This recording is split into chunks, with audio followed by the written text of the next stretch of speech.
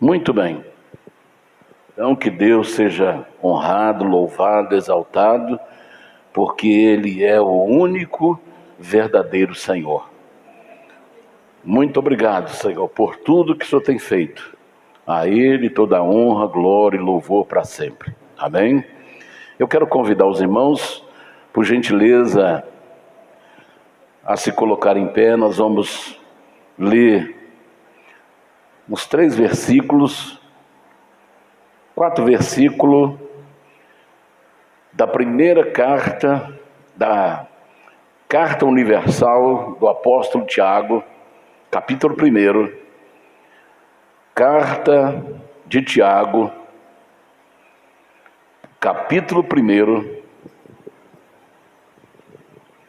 versículo 2, é o texto básico da nossa ministração de hoje. Quem já achou, digam amém. O texto diz assim: meus irmãos, tende grande alegria. Aí nas versões está escrito gozo, que é a mesma coisa de alegria. Tende grande alegria quando cairdes em várias tentações. Esse tentação, em algumas versões, está provações. Sabendo que a prova da vossa fé produz a paciência. Tenha, porém, a paciência a sua obra perfeita, para que sejais perfeitos e completos, sem faltar em coisa alguma. E se alguém ou se algum de vós tem falta de sabedoria, peça a Deus, que a todos dá liberalmente, e não o lança em rosto, e ser-lhe-á dada. Glória a Deus. Até aí. Feche os seus olhos, vamos falar com Deus. O Senhor está no nosso meio. Aleluia, aleluia, aleluia, aleluia. A Ele toda honra, toda glória, adoração e louvor. Santo, santo, santo é o Senhor, nosso Deus e maravilhoso Pai. As tuas obras são perfeitas. As tuas obras são perfeitas, Senhor. Nós te louvamos pela vida, te agradecemos, Senhor, pelo pão de cada dia, te agradecemos, Senhor, porque o Senhor tem sustentado o teu povo, a tua igreja. Muito obrigado, Senhor, pela vida dos pastores, muito obrigado pela vida do diaconato, muito obrigado pelos jovens, pelas crianças, pelos casais, pelos músicos, pelos cantores. Muito obrigado pelas crianças. Meu Deus, eu te louvo porque o Senhor tem guardado o teu povo, o Senhor tem preservado a tua igreja, o Senhor tem preparado a tua igreja para o grande momento, Senhor, do casamento da noiva com o Cordeiro. Ó Senhor da glória, eu te peço nesta manhã, Senhor, que o Senhor abra as comportas dos céus, derramando sobre nós o teu Espírito, abençoando, Senhor, o teu povo cada dia mais, enchendo esta casa, Senhor, de oração, da tua graça, do teu Espírito, abençoando as pedras vivas que aqui estão te adorando, abençoando os templos do Espírito Santo, abençoando o sal da terra e a luz do mundo, abençoando, Senhor, a tua propriedade exclusiva, abençoando esta nação santa, abençoando este povo eleito, ó Senhor da glória, que tu comprastes com o teu sangue. Ó Senhor, abençoa-nos nesta manhã, abençoe aqueles que vão estar nos assistindo pelas redes sociais, que a tua graça, que a tua bênção venha sobre eles, e milagres de curas, milagres, Senhor, de solução solução de problemas, libertações possam acontecer na vida de todos.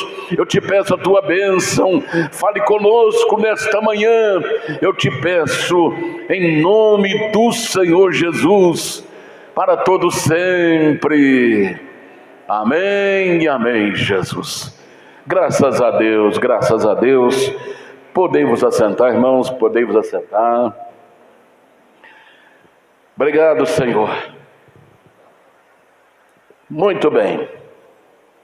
Eu quero meditar com os irmãos hoje sobre o assunto vivendo com sabedoria. Viver ou vivendo com sabedoria. Esse é o assunto que eu gostaria de tratar com os irmãos nesta manhã. Às vezes a pessoa fica sabendo, fica naquela dúvida: sabedoria é a mesma coisa que conhecimento? Não. Uma pessoa pode conhecer muita coisa, ele pode ser um intelectual e não ter sabedoria. Vou te dar só um exemplo. Minha esposa, ela tinha um médico que cuidava dela. Médico, eu cheguei lá uma vez e não lembro a área que ele estava cuidando na vida dela, na saúde dela. E um médico alto, já aproximadamente 60 e poucos anos. E quando eu fui com ela nesse dia, o consultório dele estava cheirando, estava tudo impregnado com o cheiro da fumaça de charuto. Então era um médico que fumava muito charuto. Então as mãos, cabelo, as paredes, tudo impregnada com o cheiro do charuto. O charuto é a mesma coisa que um cigarro, só que é mais potencializado. E tanto o cigarro comum quanto o charuto, ou qualquer outro tipo de produtos que causam mal à saúde. Vou te dar um exemplo: o cigarro, ele contém 4.750 substâncias nocivas à saúde. Então quem fuma está sujeito a um câncer nos lábios, câncer na língua, na garganta, no esôfago, nos pulmões e problemas cardíacos. Então são 4.750 substâncias nocivas. E o médico, suponhamos que ele seja um clínico geral, ele estudou sobre todo o corpo humano. Ele sabe que a ingestão de substâncias nocivas vai causar mal à sua saúde. Ele é um homem intelectual, é um homem que tem conhecimento, mas não tem sabedoria. Está dando para você entender? Não basta você conhecer. A sabedoria, ela nos capacita a aplicar o conhecimento. Então, sabedoria, ela nos capacita de discernir, ou seja, a capacidade de discernir entre, eu quero falar sobre 3 assuntos. Primeiro assunto, ambiente. Ambiente é a terra que nós vivemos, é o nosso espaço, é o nosso local. Então, discernir sobre ambiente em que vivemos. Segundo, momentos da nossa vida. Que a Bíblia diz que há momento para tudo na vida. E terceiro, discernir sobre pessoas. Pessoas. Então, eu creio que o assunto é interessante para todos nós, porque olha o texto que nós acabamos de ler. Tiago, ele diz assim: meus irmãos, versículo 2, tende grande alegria quando cairdes em várias tentações. Irmãos, isso parece uma loucura. A pessoa vivendo uma provação. O que é cair em tentação? Cair em tentação é como você entrar num furacão. O furacão te levanta do chão, ele roda com você, você não tem controle. E no meio do furacão vem panelas, vem pedaço de pedra, Um dia eu vi um coqueiro, que uma tábua de 15 centímetros, sem ponta, o furacão, ele fez com que essa tábua de 15 centímetros atravessasse um coqueiro. Olha a força do vento, olha a potência do vento. Ali é 300, 400, 500 quilômetros, rodando. Então a tentação, o cair na tentação, é você entrar num redemoinho que não consegue sair. E nesse redemoinho você pode ser atropelado por algum. Eu já vi vaca ser levantada por furacão. Casa, carro. Então, olha o que Tiago está dizendo: tende grande gozo, tende grande alegria. Já pensou a gente no meio daquele turbilhão, dando, oh glória, aleluia. O cara vai falar assim, esse cara está ficando doido. Como é que vai ter alegria no meio de um turbilhão desse aí? Mas é o que Deus está ensinando para nós. E eu vou te mostrar a base disso aí. Tende grande alegria quando cairdes em várias tentações ou provações, sabendo que a prova da vossa fé produz a paciência. Tenha, porém, a paciência a sua obra perfeita, para que sejais perfeitos e completos, sem faltar em coisa alguma. Agora, qual é a base da resistência? Sabedoria. Está aqui, ó. Se algum de vós, como é que ele entra num assunto, se ele está falando de um assunto e ele toca nessa base? Se você continuar o contexto, ele diz assim: peça, porém com fé, não duvidando, porque o que duvida é semelhante à onda do mar, que é levada pelo vento e lançada de uma parte para outra. Então, você vê que ele dá uma parada no meio do contexto para dizer assim: olha, sabedoria é o segredo.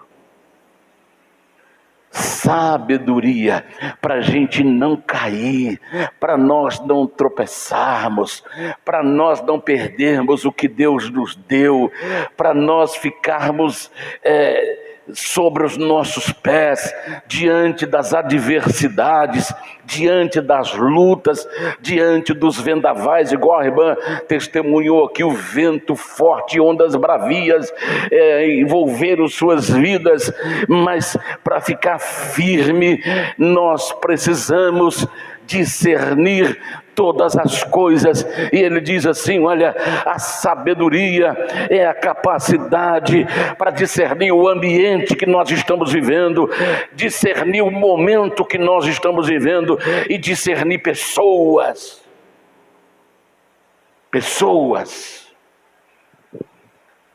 Então quero mostrar primeira coisa: sabedoria discernindo o ambiente. O ambiente que nós vivemos, nós lidamos com todos os tipos de cultura. Se você sair do Brasil, for na Argentina, tem uma cultura. Se você for nos países árabes, tem outra cultura. Se você for em qualquer país do mundo, a cultura é totalmente diferente, o modo de viver, os costumes, é totalmente diferente dos nossos aqui. Então, às vezes uma coisa que é para nós escândalo, para eles é normal. Porque a cultura deles faz com que eles vivam dessa forma. Então, eu vou mostrar para você, nesse primeiro momento que nós vamos aprender sobre o ambiente em que vivemos, quando uma pessoa, ele tem falta de sabedoria. Vou te dar como exemplo a vida de Ló. Ló, ele saiu com seu tio Abraão. Ló não tinha o chamado de Deus. Ló era sobrinho de Abraão. Deus chamou Abraão, lá no capítulo 12 de Gênesis. Apareceu o Senhor a Abraão e o chamou, dizendo para que ele saísse da sua casa, do meio dos seus parentes, para uma terra que Deus iria mostrar-lhe. Aí o seu sobrinho disse: tio, posso ir com o senhor? Ele disse: vem. E ele foi com o tio. E nessa jornada Deus foi abençoando a vida de Abraão e a vida de Ló, porque Ló estava andando em sua sombra. Por isso que é muito bom, muito importante quando a gente anda com pessoas abençoadas, pessoas que somam com você, pessoas que são parceiros seu, pessoas que estão caminhando na mesma direção. Então Ló, ele enriqueceu, ele cresceu materialmente falando, porque todas as manifestações de Deus eram na vida de Abraão. Era Abraão que Deus mostrava, era Abraão que Deus falava, não era com Ló. Mas por Ló estar envolvido familiarmente com Abraão, ele automaticamente recebeu as bênçãos de Abraão sobre a sua vida. E Ló cresceu, teve muito gado, teve muitos servos, no caso aqui pastores, que cuidavam do seu rebanho. Então, lá na frente, já eles estavam com muita riqueza, tanto Abraão quanto Ló. E os pastores de Ló começaram a brigar com os pastores de Abraão. E essa briga, ela chega até o tio e o sobrinho. Tem coisas que às vezes começam lá na rua e vem parar dentro de casa. Tem coisa que começa na escola e vai parar lá no meio da família. E aí entra o discernimento para saber, entra a sabedoria, como eu devo lidar com essas situações. Então, na vida de Ló, faltou sabedoria. Então ele falou: tio, eu quero me separar do senhor. Não foi Abraão que mandou ele sair. Abraão era um homem pacífico. Abraão tinha muita fleuma, paciente. Então não foi Abraão que deixou-se levar pela discussão, pelos problemas dos pastores, cuidadores de ovelhas. Ele diz: meu tio, eu quero me separar do senhor. Aí Abraão falou: mas você tem certeza que você quer isso? Quero.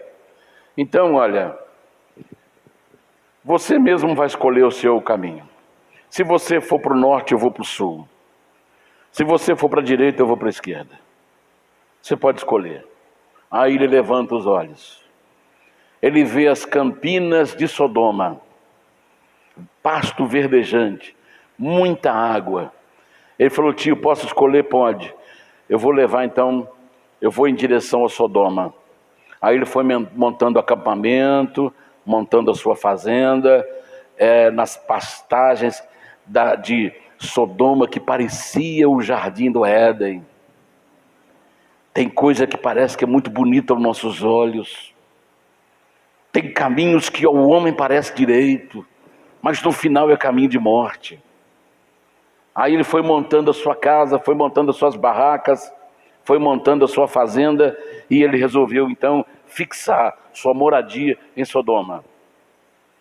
Será que Sodoma, ela passou a ser o que foi depois que Ló chegou lá? Não, Ló sabia da cultura, Ló sabia do tipo de ambiente que ele estava entrando, porque ele sabia que os homens eram maus, mas mesmo assim ele fixou sua moradia em Sodoma. Porque faltou-lhe sabedoria. Sabedoria.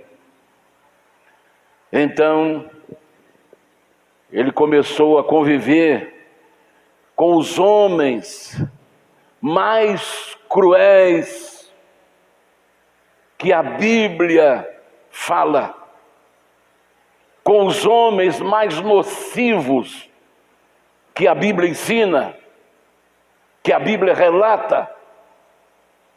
Mas como Abraão tinha uma aliança com Deus, Deus desceu e falou para Abraão que ele iria destruir Sodoma, porque os seus pecados, os seus crimes têm chegado até os céus. Aí Abraão começa uma intercessão. Mas antes da destruição, Deus manda um sinal para Ló. Deus sempre, antes de acontecer qualquer coisa, Ele nos mostra, Ele nos avisa, para que a gente capta aquilo que Deus está mostrando para nós. Houve uma guerra de 3 reis contra Sodoma e Gomorra, e o único homem que tinha bens com fartura era Ló. Esses 3 reis deram sobre Sodoma e Gomorra e dissipou todos os bens. Ló perdeu todos os seus bens.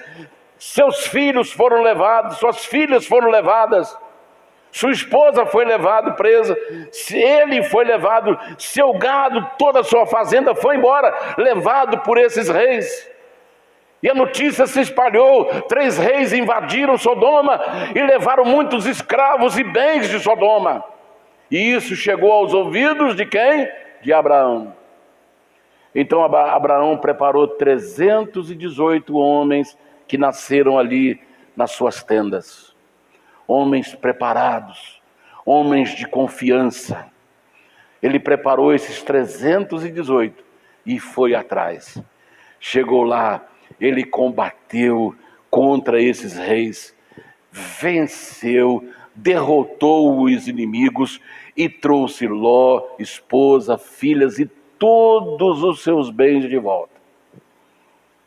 Aquilo ali era para a sabedoria ser usada. Meu tio, eu tomei uma decisão no calor da minha emoção. Posso voltar para a sua companhia?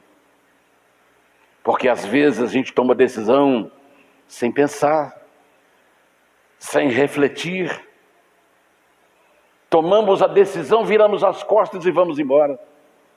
Não usamos a capacidade que Deus nos dá.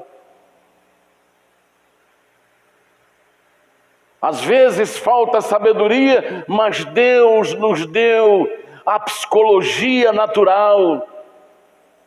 E às vezes nem essa a gente consegue usar. Ao invés dele perceber o sinal de Deus, ele agradeceu o tio e voltou à sua vida normal em Sodoma e Gomorra. Quantas pessoas estão assim? Deus está mandando sinal, Deus está mostrando, Deus está avisando, mas ele continua sem usar a sua sabedoria, sem usar aquilo que Deus deu a ele. E aí, o pior acontece, porque quando a gente tapa os nossos ouvidos para a voz do Espírito Santo, quando nós endurecemos o nosso coração para a voz do Espírito Santo que está falando, que está mostrando, isso não é bom para você, aí não é o seu lugar, afasta, desvia. Não, mas o orgulho fala mais alto, muitas vezes, da vida da gente. Eu não vou pedir perdão ao meu tio, eu vou continuar do jeito que eu estou. Eu não vou voltar, porque daqui eu quero ir para frente, eu quero crescer. Ele começa a ter ele começa a ser um visionário, não um homem de visão, mas um visionário, que não está enxergando o que Deus está mostrando, o ambiente ao qual ele está atrelado, que aquilo pode respingar na vida dele, aquilo pode sujar a sua roupa, aquilo pode manchar a sua alma, aquilo pode destruir a sua concepção a respeito de Deus, o seu conceito de Deus, a sua experiência com Deus. Então ele permaneceu no mesmo lugar, ao invés de usar a sabedoria e voltar para a companhia do tio. E quando ele não o faz, Abraão intercede por ele diante de Deus. E como Abraão viu que Deus queria fazer tudo, ele falou: se tiver 50 pessoas lá, justo, eu não vou destruir a cidade. Depois veio baixando para 40, 45, 40, 35, 30, 20, 10. Não tinha. Aí Abraão parou. Aí Deus enviou ainda, a misericórdia de Deus é tão grande, e fala assim: bom, ele vai perder tudo, mas eu vou salvar pelo menos a sua família. Já viu quando a pessoa fala assim: não é possível que esse patrimônio todo foi destruído. A gente passa em muitos lugares, você vê o passado que ali existia, lembra do passado, do movimento grande que ali existia, e aí você, anos depois, você não vê mais nada, você apenas uma lembrança de uma pintura, de uma letra no muro que está corroído. Aqui funcionava a empresa, a indústria tal, mas você não vê nem rastro de nada, nem de ninguém, porque tudo foi esfacelado. E a gente fica perguntando por quê. Aqui está a resposta: faltou sabedoria. Faltou sabedoria para discernir o ambiente, o momento, pessoas. E Ló tinha toda a oportunidade da vida para se salvar, e salvar sua família, e salvar tudo que ele construiu nos anos que ele ficou junto do tio. Quantas pessoas trabalham, e depois vê tudo se perdendo, saindo entre os dedos, sem poder segurar, porque falta-lhe sabedoria. Então, Deus envia 2 anjos a Sodoma e ordena que Ló se retire da cidade, porque a cidade vai cair fogo e enxofre do céu. E ele não queria. Ainda estava teimando em permanecer, mas Deus é tão misericordioso. Vou falar: bom, você não quer? E sabe o que o anjo tem que fazer? Pega na mão dele e começa a tirá-la para fora. Sai daqui, escapa-te pela tua vida. O anjo pegou pela mão dele e saiu arrastando ele com a mulher e com as filhas. Os genros, os futuros genros, falou: não, você está ficando doido. Nenhum dos futuros genros acompanhou. Aí a ordem era: suba para a montanha e não olhes para trás, porque do céu vai estar chovendo fogo e enxofre.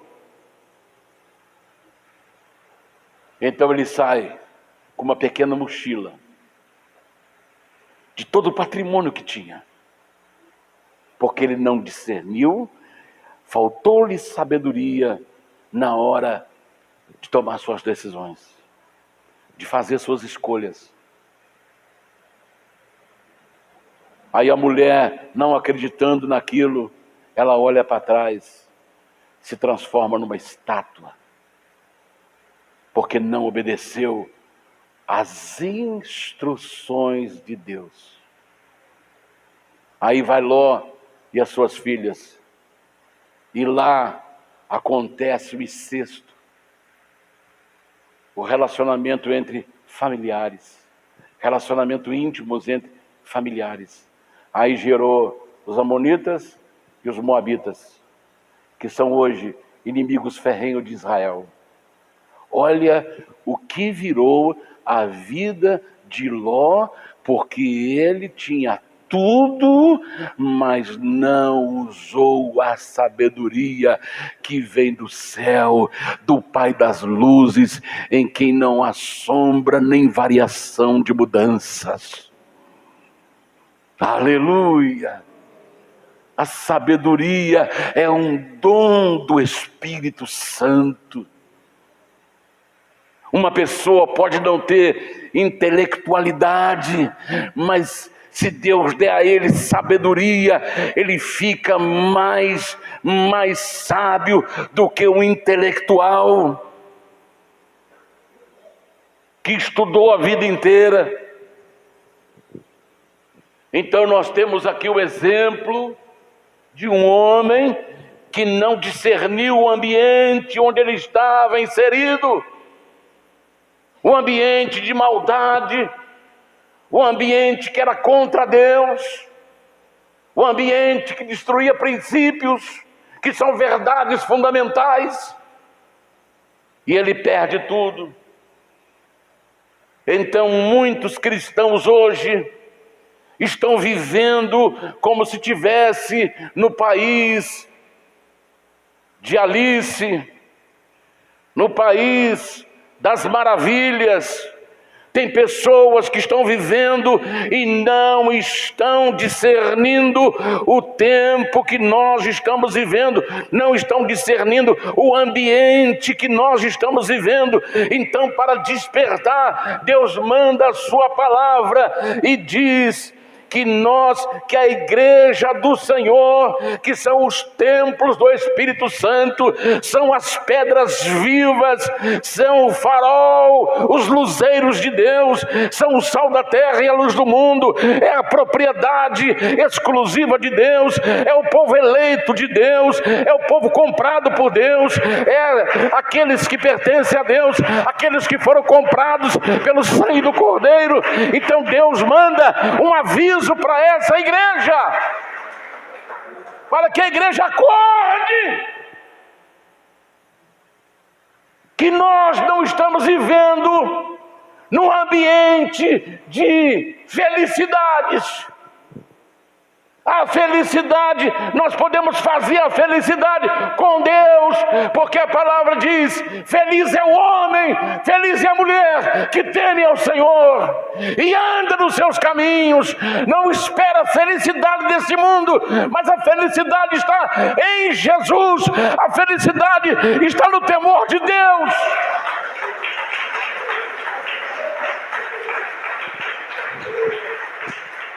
Então tem pessoas que na sua maioria está vivendo no país de Alice.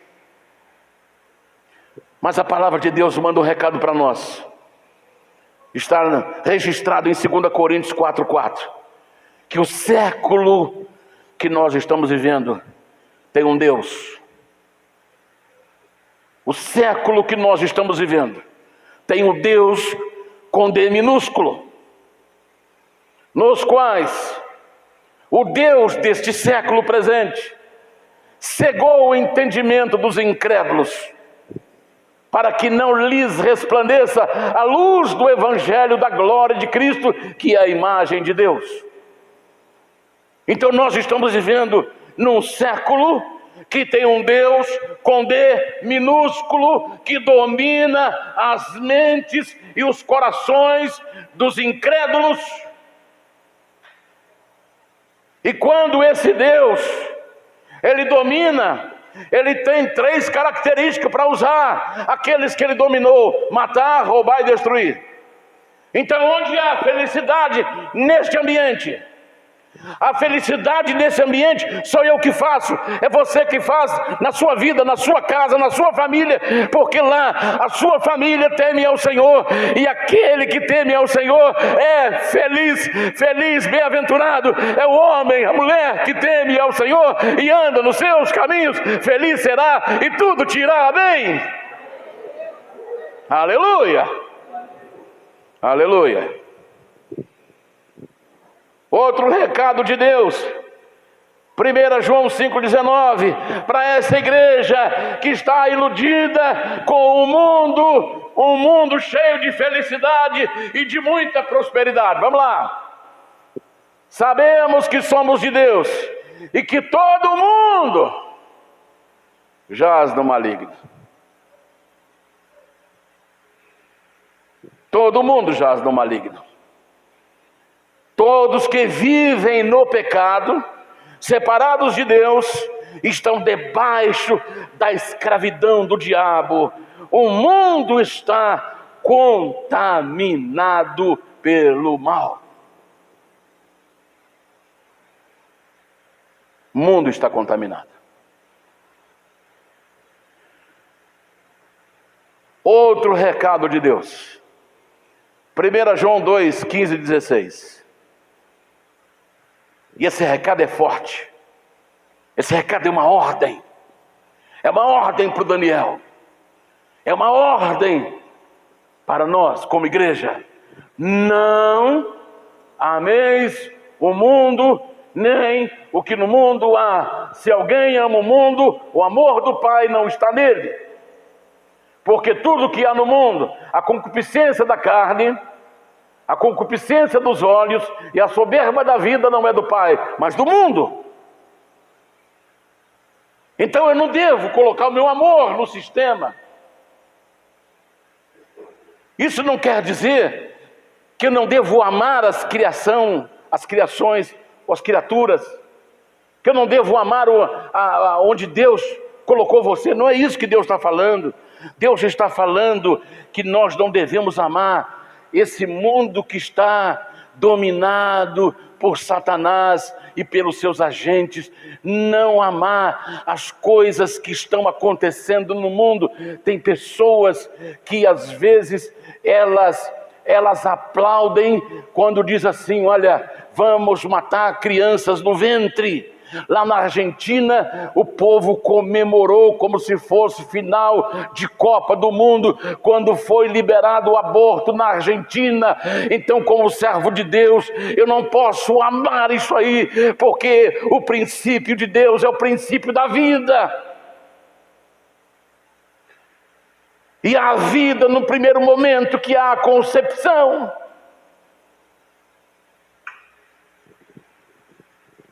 então a palavra de Deus me ensina, ela me ordena não amar esse mundo, não amar o sistema que está dominado por Satanás, que é matar, roubar e destruir.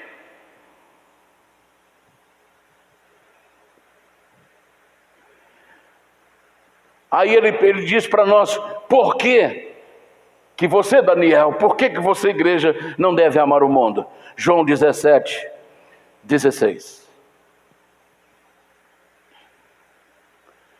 Vamos ver o que diz a palavra. Não são do mundo, como eu do mundo não sou. Santifica-os na verdade. A tua palavra é a verdade. Então, nós não somos deste mundo. Jesus disse assim: se vocês fossem do mundo, o mundo amaria o que era seu. Então não espere ser amado pelo mundo. Não espere ser amado pelas pessoas que vivem segundo o curso do mundo.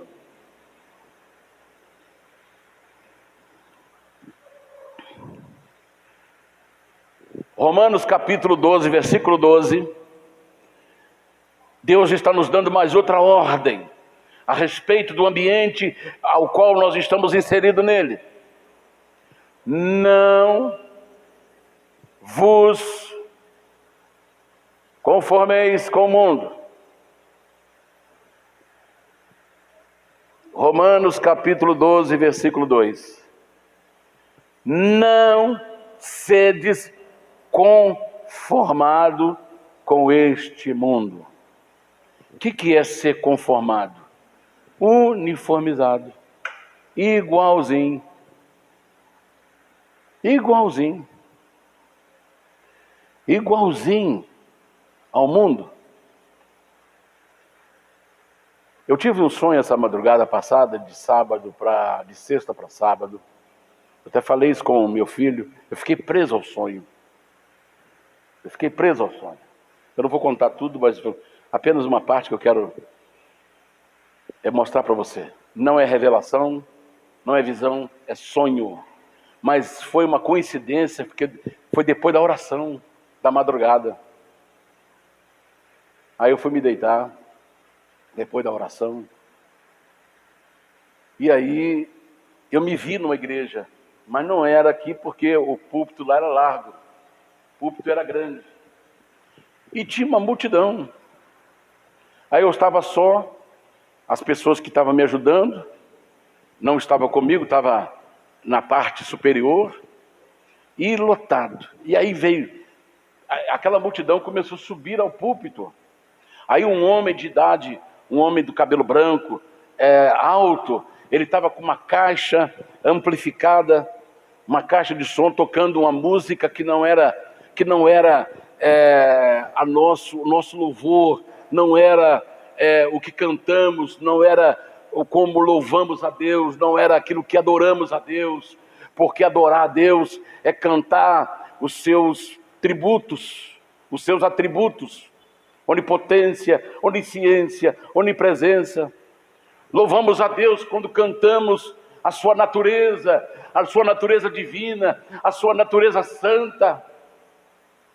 E aquela música, ela estava atrapalhando. Eu falei com ele, abaixa esse som. Ele trouxe o som para cima do púlpito. Eu quero que você mesmo discirna aquilo que Deus aquele sonho que eu tive, que eu não estou dizendo que é revelação, e não estou dizendo que é visão, é um sonho. Eu disse para ele, desliga isso aí porque está atrapalhando. Aí uma moça, eu lembro até a calça dela da cor desse lenço. Ela colocou a mão nos joelhos e começou a dançar em cima do púlpito, o funk. Quando está na jura, já viu aquelas danças? Aí eu disse assim, eu vou orar por vocês, para libertar vocês dos demônios. E depois vou ensiná-los a não deixar o demônio voltar na vida de vocês. Quando eu falei isso, irmãos, eles desceram do púlpito. Todo mundo saiu da igreja. E eu olhei aquela multidão atravessando a rua, nem olhando para trás. Aí só ficou uma mulher com uma criança dizendo assim, eu quero. Agora você que vai discernir. Tem muito mais coisa aí, mas eu vou ficar só aqui. Quais são as preferências dos púlpitos? Eu quero que você mesmo interprete isso aí. Quais são as preferências nos louvores, nas músicas, no ambiente cristão? Você que já foi do mundo, quando eu falo do mundo, servia a Satanás no mundo, como eu também, como a maioria aqui. O ambiente escuro, ele é favorável para a prática pecaminosa. Satanás foge da luz. Jesus disse, aqueles que fazem as boas obras, aproxima-te da luz, para que as suas obras sejam vistas. Quando você escurece o ambiente, você está favorecendo Satanás atacar dentro daquele ambiente. Aí você tira as suas conclusões. Eu não estou dizendo nada. Eu só quero que você mesmo discirna esse sonho.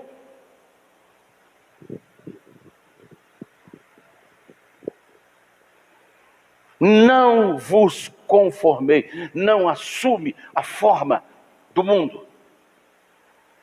Não vista o mesmo uniforme do mundo. Não haja como o mundo.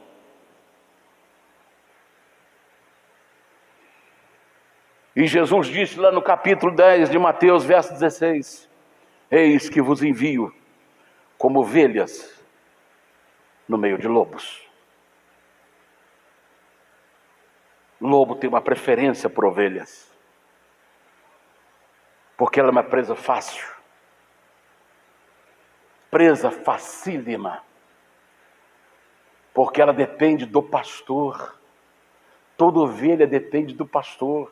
Em lugares onde cria muitas ovelhas, como aqui no Brasil, na região do Paraná, na região sul, eles criam muita ovelha.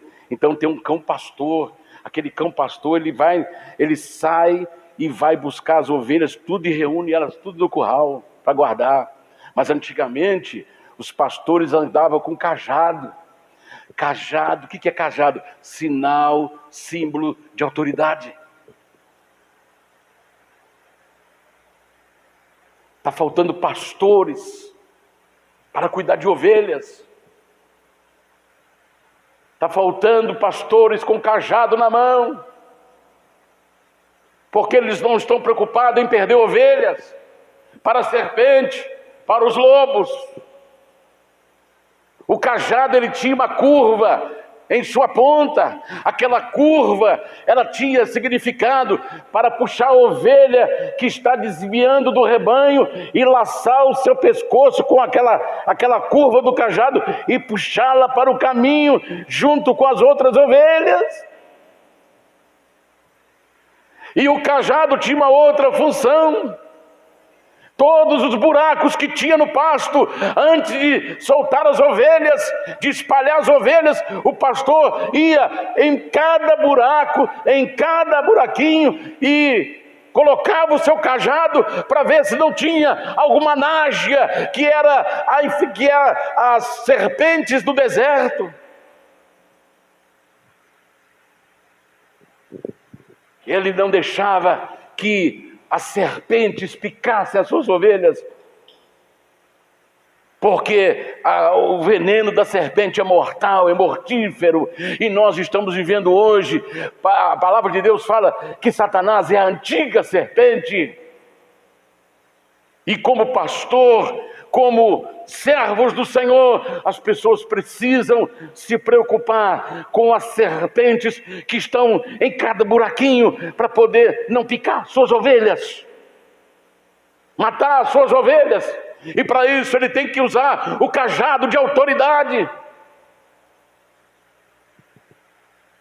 e o zelo pelas suas ovelhas. Quando um inseto a picar, ele precisa passar o óleo e o azeite sobre todo o pelo da ovelha, para que não dê bicheira. Aí entra a ação do Espírito Santo. Muito pouco está se falando do Espírito Santo. É o Espírito Santo que cuida das ovelhas. É o Espírito Santo que unge o pastor. É o Espírito Santo que unge cada homem, cada mulher, para que as moscas não porem bicheiras. Aleluia! Aleluia!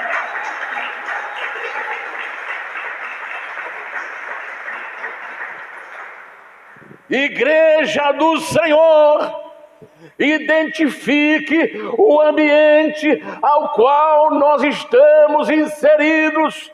Estamos numa guerra contra o mal. Não podemos baixar a guarda, estamos vivendo em campo minado. Então é preciso se cuidar, detectando o ambiente que nós vivemos. Segundo, temos que identificar os momentos. A palavra de Deus diz assim: há momento para tudo, conforme está lá em Eclesiastes capítulo 3, verso 1 em diante. há tempo para tudo. Quando eu atropelo o tempo, que são momentos da nossa vida, são momentos das nossas vidas. Quantas pessoas que perderam o momento que Deus os chamou para uma missão, e ele falou não, mais tarde. Ele perdeu o seu momento, ele não teve sabedoria para discernir o seu momento, o momento da sua vida. Eu me lembro de um casal de jovens que estava com data marcada para o casamento. O testemunho dele estava na revista Mensagem da Cruz. E eu colecionava essa revista, que eu recebia da editora Betânia, daqui de Belo Horizonte. Todo mês chegava para mim uma revista, Mensagem da Cruz, e eu comia literalmente tudo que estava ali. E nessa tiragem veio o testemunho desse jovem casal que estava com o casamento marcado, mas Deus o chamou para o ministério. Aí o que eles fizeram? Ambos tomaram a decisão: vamos cancelar o nosso casamento, vamos nos preparar para o trabalho mais importante da nossa vida, que é o ministério, ganhar almas, proclamar ao mundo a mensagem salvadora de Cristo, a mensagem poderosa de Cristo. Aí eles adiaram o casamento, estudaram mais de 3 anos, se preparando até em outros idiomas, estudando a língua de outros países, para poder não só apenas ser missionário no Brasil, mas também em outros países da África, da Ásia, e vai por aí afora.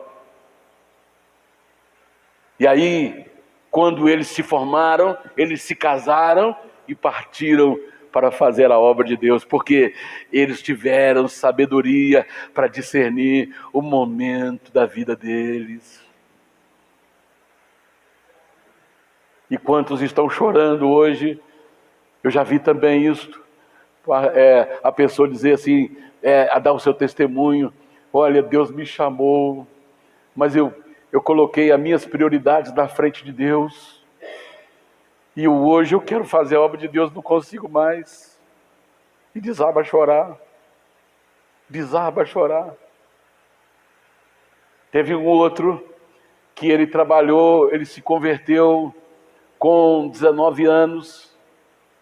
Com 19 anos. E ele começou a servir a Deus como ficar na porta da igreja recebendo os irmãos de forma voluntária, prazerosa. E ele ficou 60 anos, morria membros, chegava membros, ele conhecia, todo mundo falava para ele: olha, ele me conheceu, quando eu estava, às vezes a pessoa fala assim: olha, ele está aqui na igreja desde quando eu estava no ventre da minha mãe, eu nasci, ele viu minha consagração, eu cresci, ele viu meu batismo, eu cresci, ele viu meu chamado, eu cresci e me tornei pastor, e ele continua na porta da igreja. Aleluia! Aleluia! Depois de 60 anos recebendo as pessoas com maior amor e carinho, ele tem uma doença degenerativa e cai na cama, e ele era preciso que os filhos colocassem ele na cama. Se ele tivesse que levantar, eram os filhos que pegavam ele e o levantavam, e ele falava assim: como, Deus, eu queria voltar lá para a porta da igreja. Depois de 60 anos na porta da igreja, viu todo mundo crescer, todo mundo ser batizado, cada pessoa que estava sentada naquelas cadeiras. Aí Deus falou para ele: não, meu filho, você já cumpriu a sua missão. Você já cumpriu a sua missão. Agora é só você esperar o seu chamado. Foi Deus que confortou o coração dele, porque ele queria voltar, mas ele não podia, que o seu corpo estava cheio de artrose. Nós temos que discernir com sabedoria o nosso momento. Qual é o momento que nós estamos vivendo hoje? Deus está falando assim, lá em Lucas 21, 28. Eu vou acelerar, já estou quase encerrando. Já estou indo quase para os finalmente. Olha o que diz aí a Bíblia. Lucas 21, 28. Ora, quando estas coisas começarem a acontecer, olhai para cima e levantai as vossas cabeças, porque a vossa redenção se aproxima. Aleluia, o resgate está chegando, o salvamento está chegando, porque as profecias da palavra de Deus estão se cumprindo.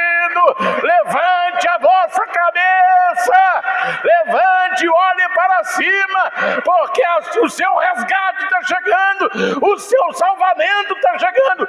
Vamos sair daqui deste mundo hostil, agressivo e maligno. Esse é o momento.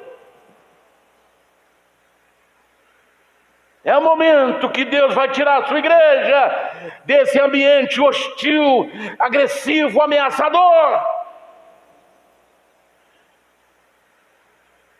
Deus está mostrando que é momento. Como diz Elias, depois de 7 orações, ele disse assim: moço, avise Acabe, porque eu já ouço o ruído de uma grande chuva. Aleluia!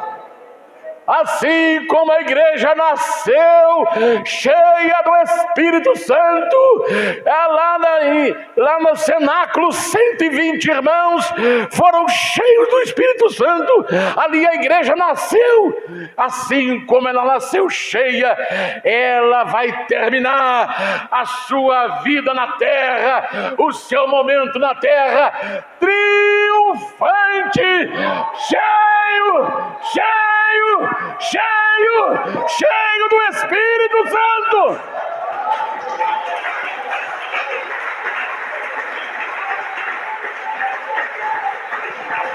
Aleluia!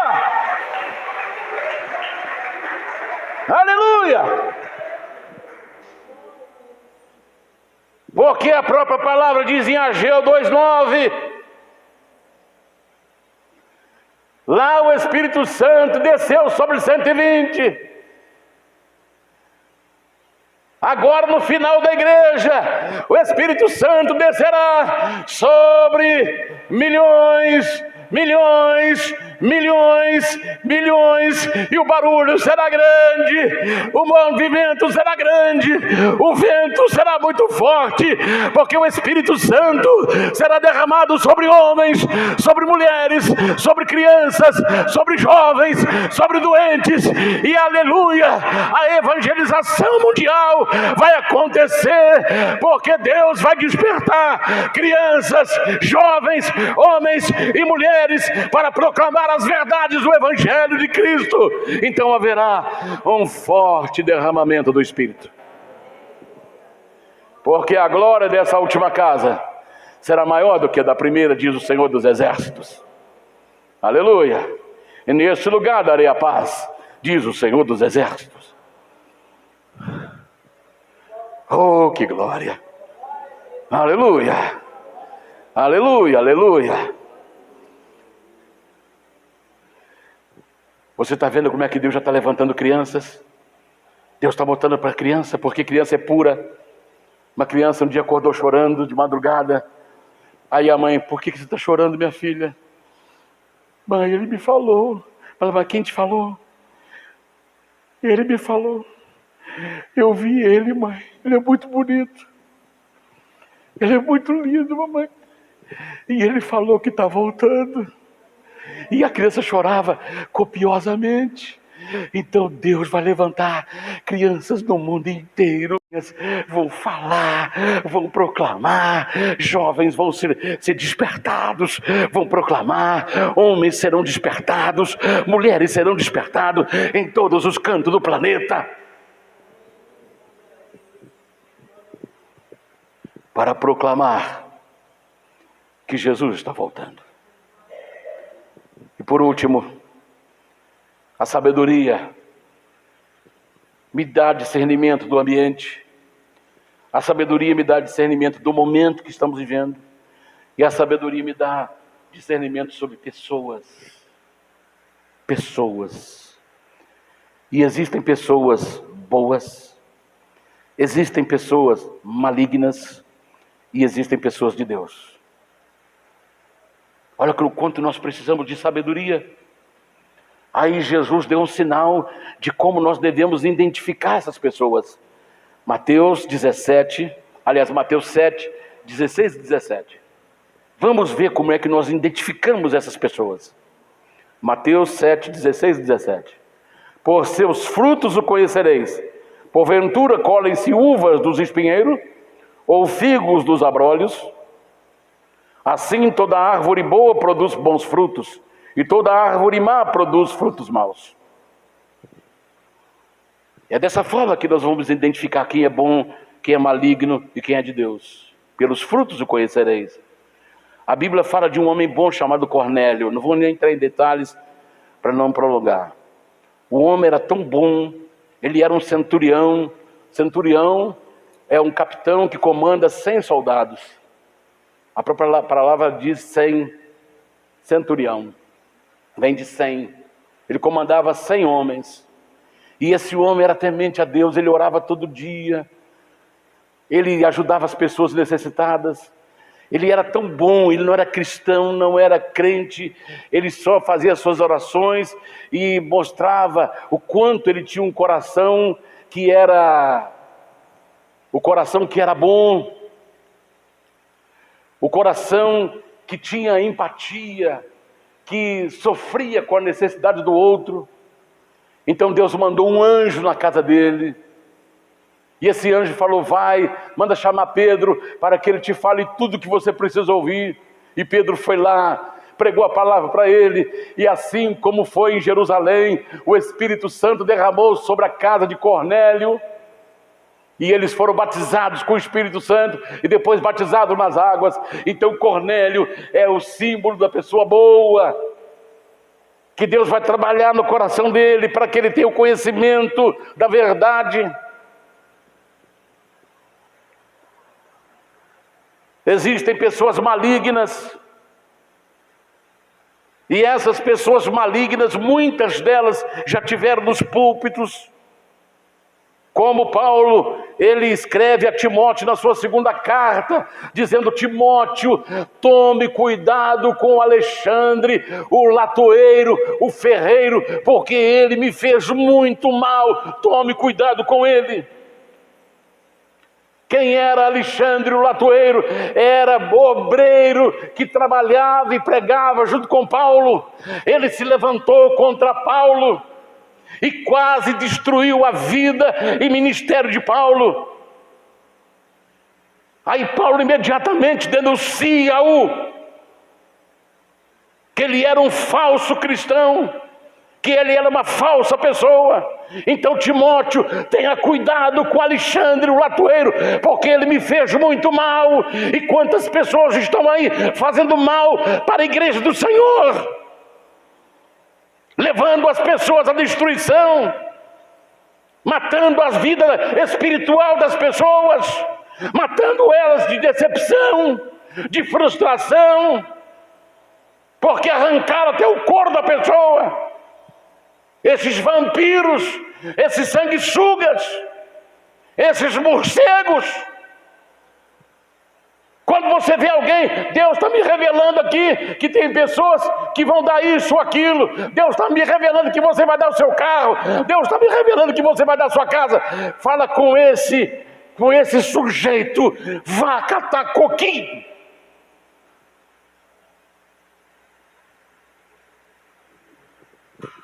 Cambada de mentirosos.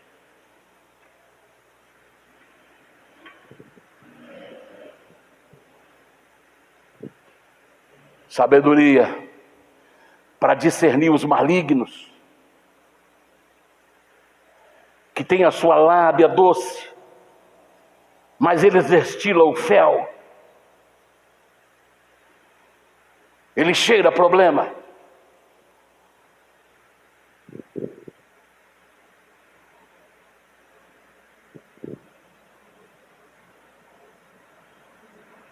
Herodes era um homem maligno. Ele matou um monte de crianças para ver se no meio delas matasse Jesus. Um homem de Deus, Ananias, fiel homem de Deus. Quando Paulo se converteu, quando Paulo teve um encontro com Jesus em Damasco, na estrada de Damasco, e ele mandou que ele fosse levado à rua direita e ficasse hospedado numa casa, e lá esperasse. Ele estava cego, tentou abrir os olhos, estava cego. Aí Deus falou com Ananias: Ananias, eu quero que você vá à rua direita, na casa de fulano de tal, e lá tem um homem que está orando, seu nome é Saulo. Quando falou Saulo, Ananias tremeu, porque Ananias sabia o que Saulo foi fazer ali. E ele questionou o Senhor, dizendo: Senhor, esse homem, ele veio para cá para nos prender, nos matar, fazermos blasfemar de ti. Ele falou: não, Ananias, pode ir agora, que ele é para mim um vaso escolhido. Aí Ananias imediatamente obedeceu. Quando chega lá, Saulo está lá ajoelhado, com os olhos inchados de tanto orar, de tanto chorar. Aí a primeira coisa que Ananias chegou e disse: Saulo, meu irmão Saulo,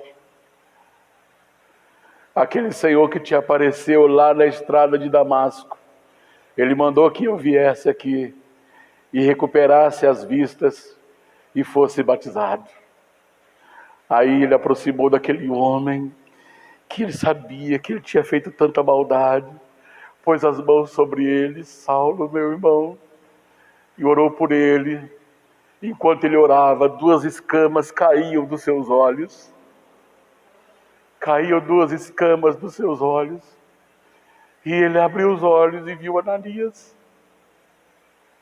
Depois de 3 dias de trevas, depois de 3 dias chorando, depois de 3 dias sem comer e sem beber, ele via Ananias, aquele homem simples, humilde, mas ele era um homem de Deus. Porque quanto mais cheio do Espírito Santo somos, mais humilde nós seremos.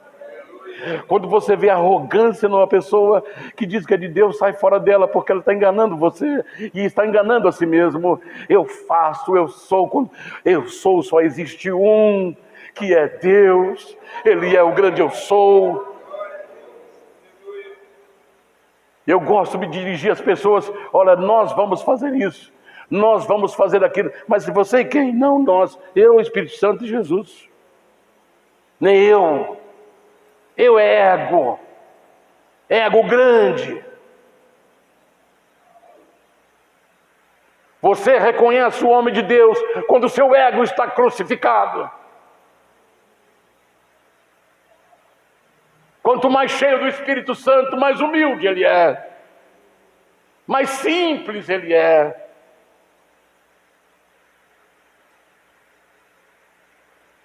Sabedoria para discernir pessoas boas, malignas e de Deus. E eu encerro, eu concluo.